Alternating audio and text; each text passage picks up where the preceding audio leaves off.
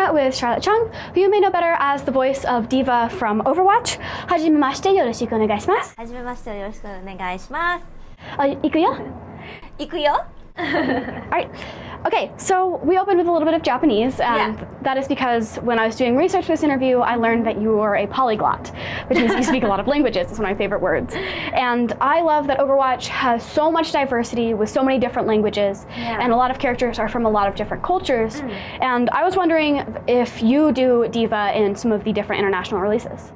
I actually, so I'm D.Va. D.Va's Korean, and I do the American voice, which is mostly English, but a lot of Korean as well, and that is the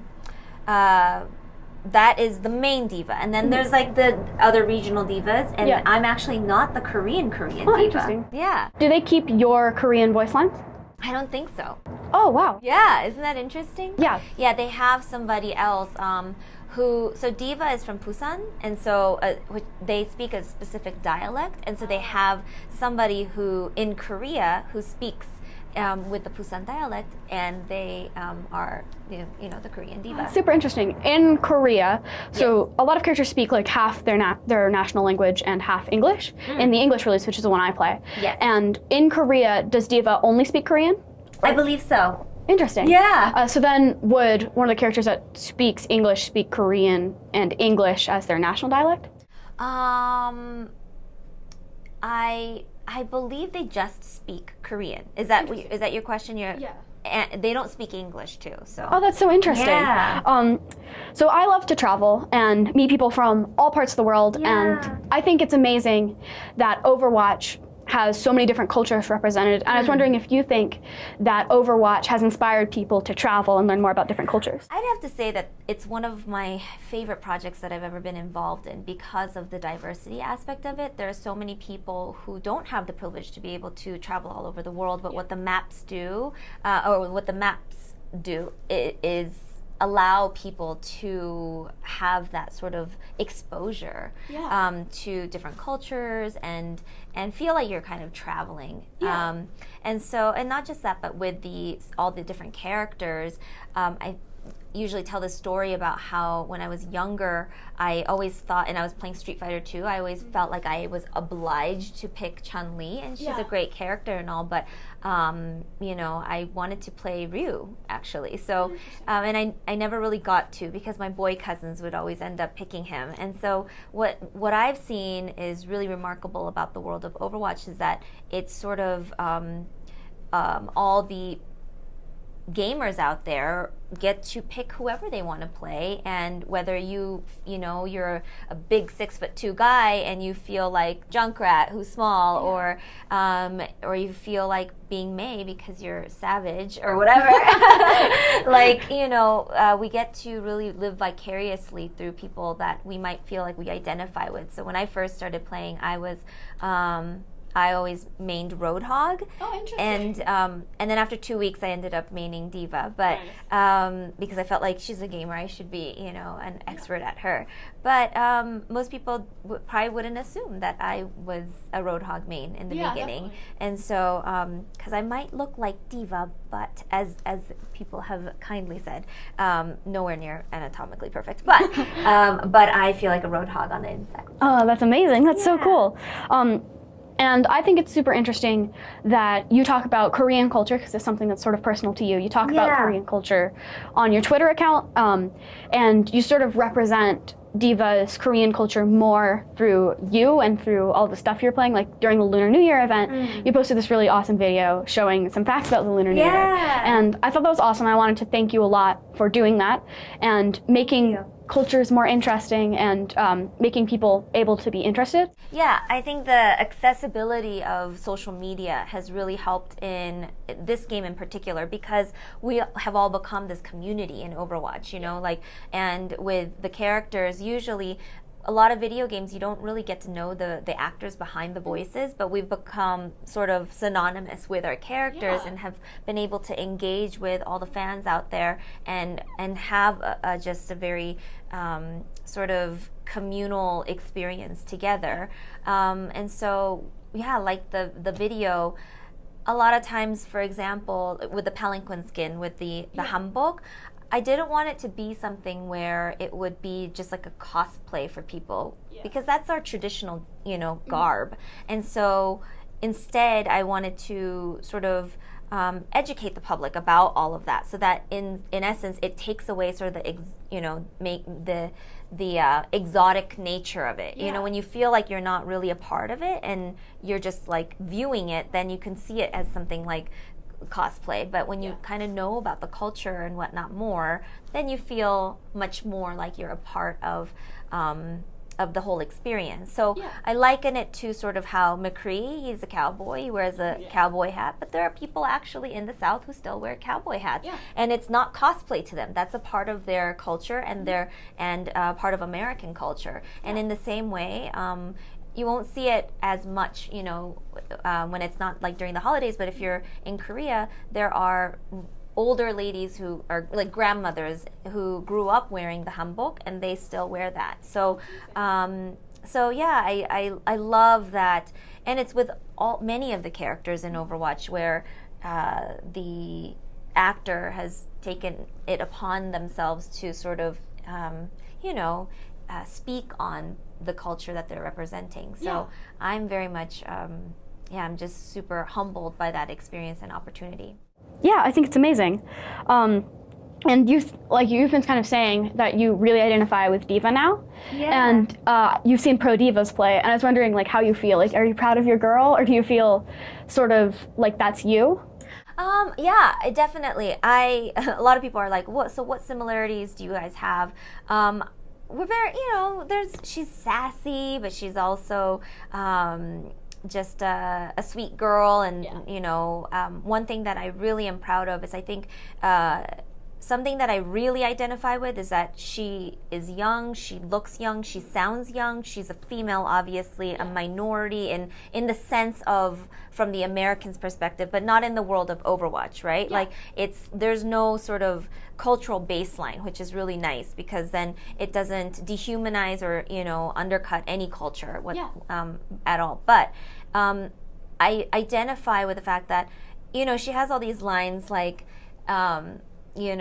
that sort of point to the fact that she isn't to be underestimated. Yeah. And I do think that for those of us who identify with being young or a kid or whatever, or just being a woman in general, something that Overwatch has done for my personal identity is to allow me to feel powerful, even though society might view, for example, a character like D.Va traditionally might have viewed her to be not as powerful because she's so young and this and that, and it sounds cute. Like if like a lot of Asian women are portrayed as weaker characters oftentimes in the media, and that is sometimes if they have like a high voice, like there's this assumption that because she doesn't speak like this, she's not powerful. But that has nothing to do with what's in her mind and her heart. And so with D.Va, I feel that she has that sort of she represents a strong woman and is unashamed of who she is and all the characteristics that might point to a different direction about her strength. Yeah, and speaking of her being a strong woman, I've seen that she's been used as a feminist symbol in Korea. And where'd you see that? Well, I've seen you talk about it, and I've seen posts and news articles about it. Yeah. Because I do like to keep up with all the Overwatch news, and I think it's amazing. And I was wondering if you have any involvement in that movement. I have no involvement. I cannot take credit for it at all. But it's sort of. It's not as big as like the pink hat movement in America, but it's something like that where, she's been used in like the political sense, and in a positive way, I would say, because not for nothing, I think the fight for equality for women and men all around the world, even in our country here in the U.S., is always something that we're always fighting for. So I'm very proud of that. Yeah, I think it's amazing. And I was so surprised. I was like, really? Yeah, like that's you. So you also use your Twitter for a lot of social justice issues, and you've said that your favorite thing about acting is having a platform. Yeah. And I just wanted to thank you a lot, because there are a lot of actors that are afraid to use their platform because they're afraid they'll lose a following. But you're very open and vocal about the kind of stuff that you support, and I just wanted to say thank you because it means a lot to me. Yeah, sometimes it's tough when sometimes I have to really think about it before I tweet something or I put something on Instagram. But I think that when it comes down to it, whether it's, I'm a Christian, for example, right? But I am not a homophobe. I'm trying to say this in a PC way, but basically, whether it means it's for gender equality, for feminism, for the LGBT community, the LGBTQ community, or if it's for Black Lives Matters, and all these things that seem very polarizing, it's really not. All I'm saying is that we're all equal as human beings, and we should be treated as such. And yes, it's scary sometimes, but I feel like if there is a platform, for the most part, people have been I think people have the same heart in the world. We all just want to be happy and living a good, safe life, right? And so for the most part, it's been, I try to be non-offensive about it, but I do have my opinions, and I feel like if I don't want to just use the success of my career to represent just frivolous things, and I also reserve those tweets and that conversation for the appropriate times, and so I am very cognizant of what I'm trying to do, but I also want to have fun, and I'm just an actor at the end of the day, so I'm not trying to become a politician or anything like that anytime soon. So but thank you so much. That really means a lot to me. Yeah, and like another thing that I noticed with both D.Va and you is that a long time ago, being an empowered woman meant being more masculine and less feminine, and not wearing dresses or heels. And both you and D.Va can be feminine and can still be empowered, and be empowered with what they love doing and what they like wearing. Right. And I just think that's amazing, because like one of D.Va's main motifs is the color pink. Right. And it's awesome, and it has helped me feel a lot more comfortable being more feminine. And so like I do my makeup and I curl my hair. Yeah. And you don't feel any less strong. Yeah, because it's really who I am. And exactly. It's what I like to do, and I wanted to thank you and D.Va for being such a part of that. Yeah, thank you. Thanks for letting me know. Sometimes, as we go along in life and in the world of the fandom of Overwatch, sometimes I put things out there, and we don't always, know how it's being received. And so if it has a positive impact on anybody's life, it's really a humbling experience, and so thank you. I think it's amazing. But it's crazy. And do you have any advice for people who want to be more themselves and who want to post about social issues they're passionate about but are afraid of the backlash? Oh my gosh. I think that it depends. Oftentimes, if you are a public figure, right, then there's a certain expectation, and so I would say just try to be courageous and true to yourself. When I see something that is just not just, I speak on it if I can, to show that my heart of compassion is there for people, for victims and whatnot. So of any sort of walk of life, and it's all about equality to me. So I would say just be courageous. And as far as your identity as a person and trying to be yourself, it's funny because I feel like I'm still growing in that area too. I struggle with it as a person, as a full-blown adult. I still struggle with it, and try to have integrity with who I want to be and who I am now, and it's my choice as a person who, in terms of what I want to become. And so I would say that to everybody, anybody who's trying to find their identity in whatever it is, whether it's your sexual orientation or your career or your relationships with people or your spiritual relationship with, the world, whatever it is, just be unafraid if possible, because that's how I'm trying to be. I'm trying to not live in fear and instead to live in love, and that also means that when, somebody offends you, let's say, you know, like in everyday, I know that we're talking in big philosophical terms, but what's really happening? We're not thinking of huge social justice issues every day, like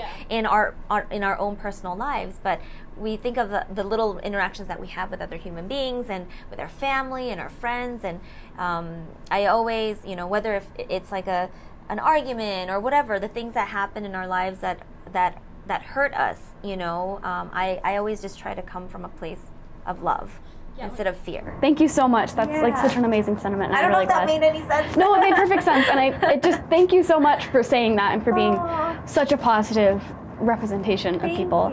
But yeah, this is getting a little bit serious. And so to lighten it a little bit, you probably know that D.Va Comic-Con is a program of Pop Culture Classroom, which is sort of teaching literacy and learning in schools through pop culture. Yeah. And I was wondering what your favorite books or comic books were as a kid. So many. Oh my gosh. What are some of your favorites? My favorites right now, I love Squirrel Girl, I love Lumberjanes, Gotham Academy. Those are some of my favorite comic books. And my favorite like children's book series are Hollow Earth by John Barrowman, who's here right now. It's crazy. Have you met him yet? Not yet, but I'm actually probably going to meet him tomorrow to do an interview. I'm so excited. As well as The Familiars, which is sort of a more obscure one, but it's really good. It's about like a wizard's familiar, but from the familiar's perspective. And it's really good. I should check that out. Yes, it's awesome. What would you, like out of your favorites, what would you think kids these days would like to read and would give them a powerful message? Oh my gosh. There's so much out there these days. Gosh, that one has me stumped. You mean like cartoons or cartoons, about, like, comic books, anything really.